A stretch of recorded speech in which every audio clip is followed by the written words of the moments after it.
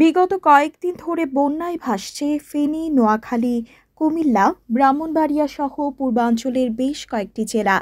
অতিবৃষ্টির ফলে ভারতের ত্রিপুরা রাজ্যের পানিতে সৃষ্ট আকস্মিক বন্যায় তলিয়ে গেছে সীমান্তবর্তী এলাকা।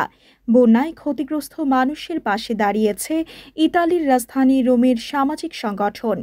গতকাল সংগঠনের নেতৃবৃন্দ বাংলাদেশি টাকায় 10 লক্ষাধিক অর্থ সাহায্য দেশে বন্যায় ক্ষতিগ্রস্ত এলাকায় পাঠায়। এ সময় সংগঠনের নেতৃবৃন্দের মধ্যে উপস্থিত ছিলেন সেন্টোসেল্লে ঐক্য পরিষদের সভাপতি ইশরাফিল বারী, সাধারণ সম্পাদক সুমন ইসলাম, সাংগঠনিক সম্পাদক সৈয়দ সুমন, প্রধান উপদেষ্টা মিজান মল্লিক, উপদেষ্টা নিয়াজ মোর্শেদ রাজীব, সহসভাপতি সজল শিকদার, প্রচার সম্পাদক মোজাম্মেল হক সহ আরও অনেকে।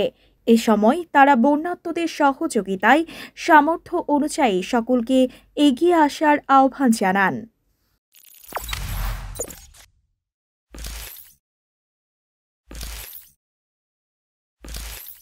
AB 24 বাংলা ও বাঙালির পাশে।